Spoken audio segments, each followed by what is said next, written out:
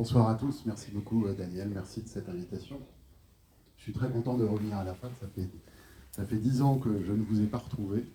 Et la FAD, c'est beaucoup de choses pour moi, toujours beaucoup d'émotions, des grands souvenirs avec tous mes copains. Vous en avez connu certains, Thierry Diffus, Claude Materne, Romer Haddad, Maxime Giemont, enfin voilà, tous les copains d'analyse technique avec qui on a fait une longue route.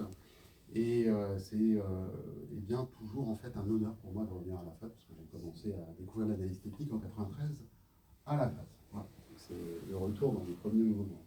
Je te mets le PDF? Oui, non, je peux mettre le PowerPoint.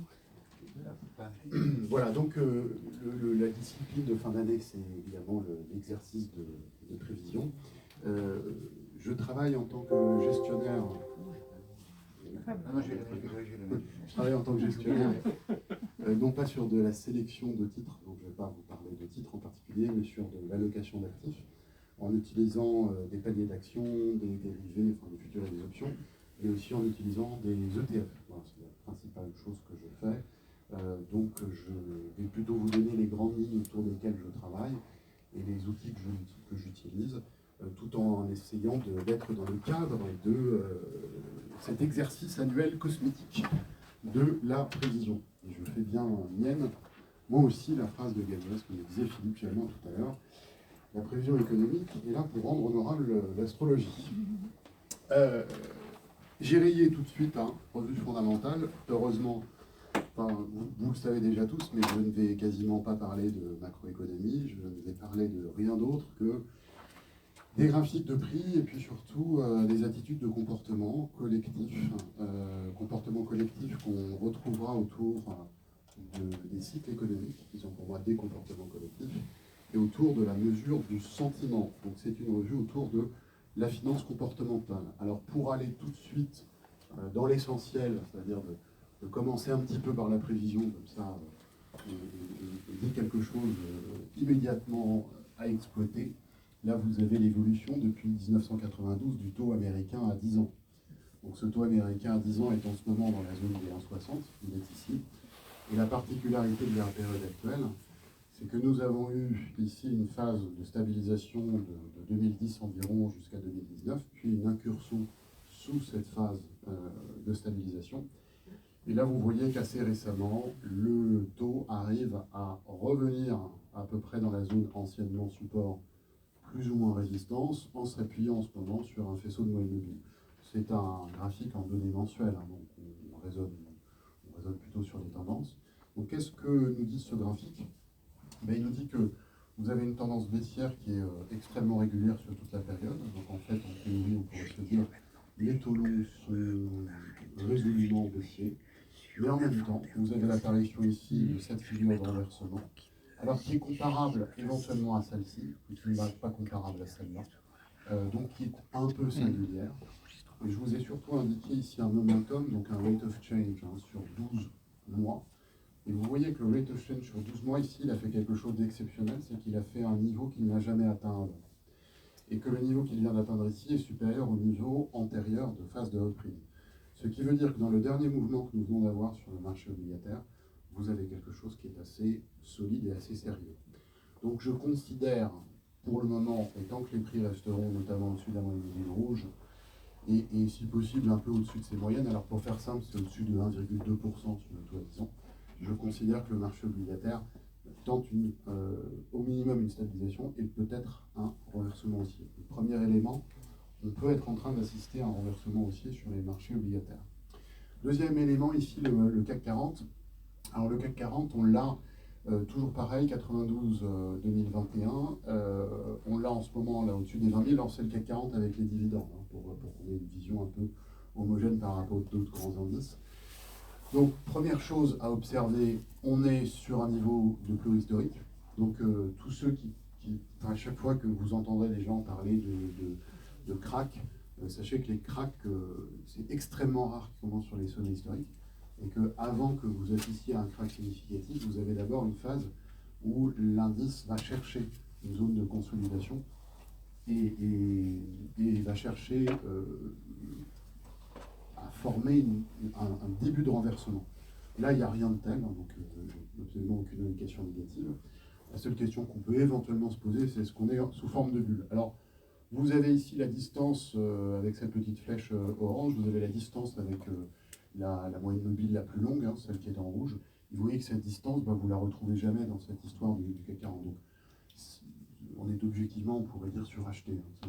C'est un fait, je ne vais pas vous apprendre grand-chose, mais on est sur quelque chose qui est du domaine du surachat. Là, vous avez aussi un rate of change 12 mois, mais, donc un taux de variation, mais le taux de variation ici sur ce niveau-là, donc il a fait 50% sur 12 mois au plus haut. Ce taux de variation, vous voyez qu'il revient dans les bornes hautes dans lesquelles il s'est comporté préalablement. Donc on peut pas parler de quelque chose de significatif, contrairement au marché obligataire, mais il nous montre bien qu'on est en zone de surachat. Et pour ceux d'entre vous qui disent oui, mais il faut une échelle logarithmique et ce serait tout à fait légitime, je l'ai mise, mais vous voyez que quand vous mettez une échelle logarithmique sur le même graphique, vous obtenez toujours un écart par rapport à la moyenne mobile qui a quelque chose dans des phases haussières, hein, j'entends, parce que dans les phases baissières, évidemment, le phénomène de panique fait qu'on s'écarte beaucoup des moyennes. Mais dans des phases haussières, c'est quelque chose qui est un petit peu hors du commun. Rien de grave, hein, mais quelque chose qui est un petit peu hors du commun. Donc marché haussier sur le marché des actions ici à Paris, et surachat, donc a priori consolidation légitime. J'ai pris ce graphique et commencé à être un lien entre les prix, l'analyse technique et la théorie des cycles. Vous avez le Stoxx 600, donc l'indice des 600 grandes valeurs européennes. Et vous avez son évolution, toujours pareil en même période, 93 jusqu'à 2021. Vous avez ici, la phase haussière qu'on connaît, qui va jusqu'en 2000. Vous avez ici un phénomène correctif, un phénomène de reprise et un nouveau phénomène correctif. Et depuis ce point bas qui est en 2009, vous voyez que la manière dont le marché évolue est beaucoup plus construite que celle-ci. Hein, on alterne bien des phases de progression, des phases de retour, des phases de progression, des phases de retour. Donc très probablement, on s'en doutait déjà à l'époque, hein, mais très probablement ici nous avons affaire à une consolidation d'un mouvement antérieur, une consolidation en ABC, et assez logiquement, si je fais de l'analyse d'Elliott, on pourrait assister à une nouvelle vague d'impulsion qui, elle, serait composée non pas de mouvements en 3 temps, mais de mouvements en 5 temps. Cette décomposition ici que je vous propose, c'en est une parmi d'autres, hein, si vous êtes familier avec l'analyse d'Elliott, je ne la revendique pas comme étant pertinente, mais elle tient relativement bien la route. On pourrait très bien ici, sur le point bas de 2020, donc le moment du Covid, on pourrait très bien avoir fait une vague C qui est la conséquence d'une vague B irrégulière, ce point bas-là corrigeant environ 38% de l'ensemble du mouvement. Donc il est possible que nous soyons partis en 2009 pour aller jusqu'en 2017 sur un sommet et que nous ayons fait une consolidation ensuite. Comme nous faisons à nouveau plus haut, nous sommes assez probablement repartis dans une vague d'impulsion. Voilà, donc là, ce que j'appelais la tendance haussière sur le CAC 40, je le retrouve ici dans cette décomposition elliotiste qui vient un peu justifier ça. Là, je vous ai mis un taux de variation à 12 mois et cette fois-ci, j'ai commencé à placer un peu les cycles. Vous avez ici des écarts qui sont des écarts d'environ 3 ans et demi, 4 ans entre les points. C'est ce qu'on appelle le cycle de Kitchin. Je vais y revenir un petit peu après, ce cycle qu'on appelle aussi le cycle des stocks. Et vous avez des dates qui sont un peu plus en épais, qui sont ce que je pense être les points bas du cycle de Juglar. Alors, le point bas du cycle de Juglar, par exemple, ici en 2012, vous voyez que ce n'est pas le vrai point bas de la bourse. Hein. Mais il n'y a pas concomitance des points majeurs entre l'économie et la bourse. Il peut y avoir un décalage. Donc je pense que 2002 est un creux majeur en économie, 2012 aussi.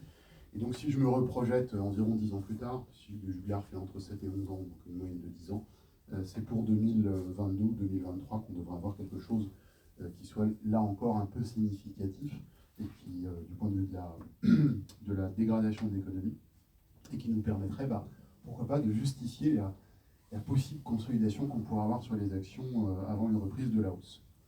Voilà pour l'essentiel, mais y compris le marché des actions est haussier, il ne présente pas de danger particulier, en revanche il est totalement suracheté, donc une consolidation est ultra probable, et elle peut coïncider avec une consolidation cyclique. Je vais essayer de redévelopper un petit peu ça, le tout dans un marché obligataire, notamment américain, qui pourrait montrer des velléités haussières de taux, hein, donc de baisse des obligations.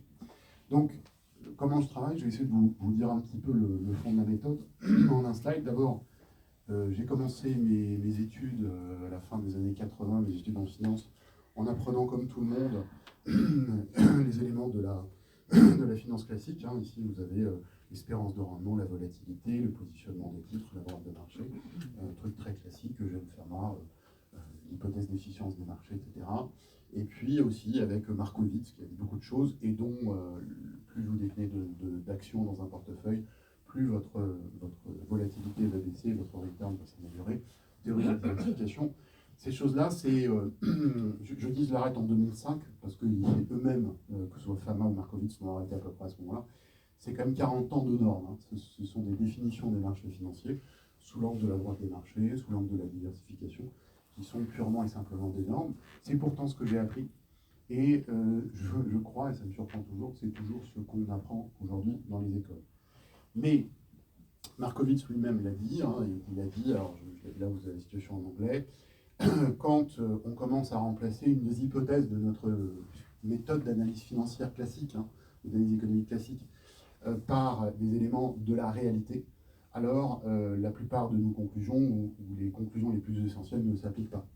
Voilà. Donc quand on est dans la vraie vie financière, enfin, des prix des choses, eh bien ce qu'on a dit, ça ne marche pas. Donc ce sont des normes, ils ont eu des prix Nobel, il fallait de la norme, hein, parce qu'il n'y avait pas grand-chose. Hein, si vous prenez, ne serait-ce que le stock exchange, la bourse dans les années 50, c'était des rumeurs. Hein, c'était ça, c'était des news et des rumeurs qui fondaient les choses. Donc il fallait imaginer quelque chose pour qu'en plus toute l'industrie financière se mette à avoir le même langage. C'est pour ça que c'est normatif, hein, tout le monde peut parler de PER, tout le monde peut parler de cash flow, etc. Et donc c'est très bien pour l'industrie financière, mais quand on veut aller dans l'intimité des marchés, bah, ça ne fonctionne pas. Voilà. Donc il faut envisager de s'en extraire si on veut voir autre chose. Alors la manière dont j'ai travaillé, bah, quand j'ai commencé les techniques, je vous ai dit à peu près en 93, la manière dont j'ai travaillé, c'est que j'ai commencé par faire de l'analyse des prix, et puis à partir des années 2000, je me suis rendu compte que c'était insuffisant pour ce qui me concernait. Je n'arrivais quand même pas à aller aussi près que je voulais des choses. Et donc je me suis réintéressé à ma discipline première qui est l'histoire au travers des cycles économiques. Donc là j'ai repris un peu ce que j'avais appris à l'école, mais je l'ai repris plus solidement. Et puis je me suis intéressé, notamment grâce à un analyste technique qui est aussi psychologue, qui a été mon mentor. Je parle de Tony Plummer, qu'on a pu inviter à 2 reprises à la FAT. C'était toujours une grande joie de le recevoir. Je me suis intéressé un petit peu plus aussi à la mesure du sentiment des investisseurs. Et je dirais que sur ces 2 blocs-là, qui sont l'analyse des comportements, c'est ça qui m'a permis de faire, je crois, être un pas en avant et me donner, au cours des années, beaucoup plus de sérénité, en fait, à la fois dans l'analyse, dans la prise de décision qui va avec l'analyse, hein, on fait une allocation. Donc mon schéma, ce que j'appelle une autre approche, hein, c'est donc pas de la finance classique, c'est un schéma qui va combiner l'analyse des comportements comme premier niveau, et puis qui ensuite va aller sur l'analyse des prix, notamment pour sélectionner les actifs, et puis gérer le risque.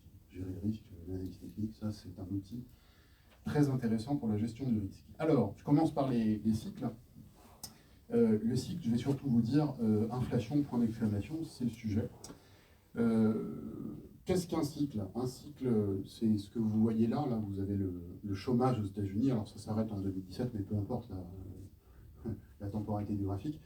Vous voyez que ça monte, que ça baisse, que ça monte, que ça baisse. Bon, le cycle, il est sous nos yeux. Hein. Le cycle, il est là. On ne peut pas dire qu'il n'y a pas de cycle, il est là. Alors, pourquoi on n'en parle jamais trop? Parce que ça agace les économistes, notamment académiques. Parce que c'est quelque chose, c'est pas tout le temps, tous les 10 ans par exemple, c'est pas tout le temps, tous les 3,5 ans, parfois c'est 3 ans, parfois c'est 4 ans, parfois c'est 7 ans, parfois c'est 11 ans. Alors dès qu'on commence à être subjectif dans l'interprétation des cycles, on perd beaucoup de gens en chemin. C'est pour ça que les cycles, c'est une des raisons pour lesquelles les cycles ne sont pas très utilisés en académie. Et puis il y en a une autre qui est là, ma conviction personnelle, c'est profonde, c'est qu'à partir du moment où on adhère à l'existence de cycles, pas du tout comme quelque chose de cosmique ou de complotiste, hein, mais comme quelque chose qui appartient à la foule, bah, ça veut dire que tout ce qu'on va faire pour essayer d'être différent du cycle, ça ne marchera pas, parce que le cycle serait supérieur à nos propres actions. C'est vrai qu'on n'est plus libre par arbitre. Bon, je laisse ça, cette réflexion philosophique, à vos prochaines soirées au coin du feu de cet hiver. Là, c'est comment j'ai travaillé ensuite. Alors, un travail qui a été beaucoup inspiré par Tony Plummer. Là, vous avez l'évolution de l'ISM manufacturier de 1948 à 2015, peu importe là aussi la date. Vous voyez bien apparaître quelque chose qui est du domaine du cycle, mais la question c'est qu'est-ce qu'on en fait de ce truc-là? Comment, à partir de ce matériau, on arrive à faire quelque chose? Donc, j'ai repris les grands cycles qui sont dans la littérature. Ici, c'est le premier Kitchin Juglar et le premier et second et le quatrième Kondratiev. On trouve ça chez Schumpeter, dans son histoire de l'analyse économique. le troisième tome, publié en 1954. Pourquoi je le cite? Parce que c'est le seul grand économiste qui a vraiment mis la théorie des cycles très en avant, en disant que c'est un élément déterminant pour comprendre ce qui se passe dans le monde économique. Et j'ai rajouté le cycle des infrastructures de Kuznets. Alors, ces cycles-là, c'est ceux sur lesquels on doit travailler pour essayer de comprendre notre graphique, en quelque sorte. Alors, comment on fait? Eh ben, on sait que 3 petits cycles de Kitchin peuvent former à peu près un cycle de Juglar. Et on sait que un ensemble de cycles de Juglar peut former un cycle de Kuznets. Et on sait aussi que le cycle de Kondratiev comprend lui-même plusieurs cycles de Juglar. Alors cet emboîtement qu'a proposé Schumpeter en 1954, enfin il est mort avant, c'était publicatif posthume, mais cet emboîtement, en fait, tous les travaux qu'on a menés, c'est pas comme ça tout à fait que ça se passe, mais c'est quand même l'idée. L'idée, c'est que les cycles de durée différentes peuvent à peu près s'harmoniser dans l'évolution de la dynamique économique. Donc ça nous permet, vous voyez, c'est un schéma que je mets là, mais de tronçonner par exemple des zones, les tronçonner en disant en fait, cette partie-là que je vois, c'est une première partie de cycle, ça c'en est une seconde, ça c'en est une troisième. Alors une fois que j'ai fait ce travail de tronçonner, c'est ce travail ici, hein, j'ai tronçonné, je vais obtenir 3 graphiques différents. C'est ça que j'ai tronçonné, que je retrouve là. Et ces 3 graphiques différents, certains vont faire 11 ans, d'autres 10 ans, d'autres 12 ans. Donc, je n'ai pas les mêmes temps. Alors, comment je fais pour essayer de trouver un modèle de comportement à l'intérieur d'un cycle? Ben, en fait, je vais tous les fusionner. Hein, je fais la fusion de ces 3 données-là. Hein. Je vais tous les fusionner dans un même diagramme, en quelque sorte. Mais comme il y a des durées différentes, parce que je ne peux pas fusionner des 10 ans et des 11 ans et des 12 ans, hein, c'est pas possible, et ben, je vais les fusionner en pourcentage du temps. En les fusionnant en pourcentage du temps, je me dis finalement, peu importe que le cycle fasse 8 ans ou 12 ans, je décompose tout en pourcentage et j'arrive à fusionner. Et donc là, j'obtiens en fait le diagramme de ce qui se passe dans un cycle donné, ici c'est un cycle de Juglar, pour une donnée de marché précise. La donnée ici, c'est toujours l'ISM manufacturier. Hein, voilà. Et ce que j'ai modélisé ici, dans le travail que je vous montre, ça n'est pas l'indice lui-même, mais sa vitesse. Alors, pourquoi ce n'est pas l'indice? Parce que l'indice, à certains moments, il peut faire 55-60 pendant plusieurs temps, puis à d'autres moments 40-45. Et en fait, changer d'une zone à l'autre, ça ne nous donne pas une lecture très bonne, en fait, de l'indice lui-même. En revanche, sa vitesse, le changement d'une zone à l'autre, celle-là est très importante. C'est la vitesse qui, de toute façon, est toujours à la base de tout dans les raisonnements, à la fois de cycle, mais aussi d'analyse technique. Donc, en fait, j'ai fusionné ici des vitesses. Alors, ça nous permet d'aboutir à quoi? Et là, je vais vous citer une des recherches, vous pouvez la retrouver notamment de temps en temps sur Twitter, la recherche de Debrainet. Vous avez ici le modèle classique, le modèle le simplifié de l'évolution de l'ISM, de la vitesse de l'ISM pour une période donnée de Juglar, donc environ 10 ans. Et puis vous voyez, au fur et à mesure où votre cycle existe, au fur et à mesure où vous prenez les données de marché qui arrivent, et bien vous les positionnez à l'intérieur de ce diagramme. Et la courbe rouge, c'est la réalité, et la courbe noire, c'est la modélisation de ce qui s'est passé avant. Toujours dans l'idée que l'histoire se répète, mais ça, je ne développe pas ce point, ça fait partie des éléments que ici, dans ce type de salle, on peut accepter. Alors, qu'est-ce que ça donne, cet ISM manufacturier? Là, vous l'avez ici, c'est le même hein, que tout à l'heure, la courbe noire, mais vous avez ici l'ISM tel qu'il est aujourd'hui. Et vous voyez que l'ISM manufacturier, depuis sa vitesse en rouge, depuis octobre 2020, vous vous souvenez, on déconfine, c'est reparti, l'économie qui repart, sa vitesse est en train de décliner et de tendre vers zéro, ce qui est normal. L'ISM manufacturier, il vaut 60 en ce moment, c'est un taux de variation ici à 6 mois. Il y a 6 mois, il était à 60. C'est-à-dire qu'il était déjà monté, passé de 40 à 60. Il a déjà fait son immense rallye. Donc c'est normal qu'il soit là. Mais que me dit mon modèle? Mon modèle me dit que la vitesse va continuer à décroître. Et comme je vois que la vitesse va continuer à décroître sur un potentiel d'environ 20%, ça peut être 10, hein, c'est pas précis, bah, ça veut dire que mon ISM qui vaut 60, il a toute raison d'être dans le courant de l'année prochaine autour de 55. Et ça signifie quoi? Ben, ça signifie qu'on va dire, à partir du courant de l'année prochaine, que les économies ralentissent. Ça ne veut pas dire qu'il y a une récession. Hein. Ça veut dire que le niveau de croissance va être moins important. Alors si le niveau de croissance est moins important, en toute logique, la bourse va escompter ça à un moment. Alors elle peut ne pas l'escompter. Hein. Elle peut dire oui, mais comme les taux valent zéro, on va faire monter le prix des actions. C'est possible. C'est possible. Et moi, je sais que mon contexte économique, c'est un contexte dans lequel l'économie donc américaine industrielle va ralentir en vitesse. Et ça a un lien avec la Chine, ça a un lien avec l'Europe, ça a un lien avec les services, etc. Parce que l'industrie est quand même, reste encore à la base de tout, surtout qu'on est en train d'essayer de réindustrialiser. Ça, c'est ce graphique-là à côté, c'est celui que je vous ai montré tout à l'heure, hein. C'est celui qui était là. Voilà. Pourquoi je vous le remonte, c'est pour vous dire, au moment où on est là, on ne sait pas où on va, mais en fait, on était là, hein. En fait, on a bien suivi le cycle. Donc en fait, ce qui s'est passé sur l'ISM manufacturier depuis 10 ans, c'est à peu près ce que le cycle disait. Alors, vous voyez que ce n'est pas parfait. Vous avez ici un sommet, là vous l'avez, vous avez ici un sommet, là vous l'avez, mais ce ne sont pas les mêmes. Enfin, ce ne sont pas les mêmes en amplitude. Il y a l'effet Covid qui est passé par là. Donc on ne peut pas préjuger du niveau d'activité réelle, mais on connaît son rythme d'évolution. Et là, son rythme, il va être négatif pour les 6 à 12 mois qui viennent, de manière assez logique, finalement, et au minimum. 6 à 12 mois, ça me paraît être un minimum. Si vous vous souvenez de mon graphique tout à l'heure sur le stock 600, je vous ai dit, on a probablement un creux cyclique en 2022/2023, je ne sais pas exactement, et ce serait donc la conséquence de ça. Là, vous avez un deuxième diagramme. Il n'est pas à jour, hein, mon graphique date de 2013. C'est que la bourse américaine, le Dow Jones, depuis 1915, 17, je ne sais plus, quelque chose comme ça. Et là, c'est jusqu'en 2012, mais peu importe. Et le cycle de Kuznets, c'est un cycle d'infrastructure. Donc, c'est un cycle qui fait environ entre 25 et 30 ans. Et ce cycle-là, vous le retrouvez avant les années 20. C'est quand on a vu apparaître l'infrastructure économique, qui est la production de masse. Je donne souvent comme exemple Charlie Chaplin, les temps modernes, l'industrie, la fabrication, etc. Et puis vous avez un deuxième grand cycle d'infrastructure qui arrive dans les années 40-60. Et ça, enfin après la guerre, et puis ça continue, ça c'est le cycle qu'on appelle de consommation de masse. C'est la présence des frigidaires dans les maisons, c'est le fait que les ménages américains aient 2 voitures, enfin vous voyez, c'est toutes ces choses qui appartiennent à la consommation de masse. Et le troisième cycle qui est apparu dans les années 80, c'est les autoroutes de l'information, hein, c'est l'arrivée d'Internet au début dans l'armement et puis ensuite, avec le point d'orgue qui est en 2000 avec la petite bulle Internet locale. Alors, vous voyez que ces périodes-là sont entrecoupées de moments problématiques, de moments où la bourse est un peu à plat, parce qu'elle est entre 2 infrastructures. Et savoir quelle est la prochaine infrastructure, c'est du café du commerce, hein. Chacun a son avis. Bon, il y a 10 ans, je disais, le plus probable, c'est qu'on va aller vers plus d'automation, c'est-à-dire mettre plus de robots à la place des gens, mais j'excluais pas non plus qu'il y a un nouveau green concept, c'est-à-dire qu'on s'intéresse plus à l'écologie. Je ne sais toujours pas ce qui se passe. Je vous rassure, je n'ai pas plus d'avis que ça. Je pense que les 2 se tiennent. Robotiser, c'est en train de bien marcher. Et puis, faire de la croissance verte, ça, c'est sous nos yeux tout le temps. En tout cas, toujours dit que le Dow Jones, il est maintenant par là. Hein. Donc, il a repris sa direction. Donc, notre nouveau cycle d'infrastructure, il est reparti. Hein. Donc, on a quelque chose de manière sous-jacente qui est extrêmement forte. Ensuite, un petit rappel sur Kondratiev. Donc, Kondratiev, c'est un cycle lié aux matières premières et par voie de conséquence d'inflation. Je regardais les graphiques de Philippe Chalmin là, pendant que j'étais au fond de la salle, et je voyais ces graphiques avec la période 2000. Là, vous avez le CRB, c'est un panier de matières premières, le pétrole représentant quasiment la moitié. Vous avez le point bas de 2000, et puis le point bas de 2008. Puis vous avez 2008, on redescend ici jusqu'à quelque part en 2016, et puis maintenant on est là, parce que le graphique est actualisé.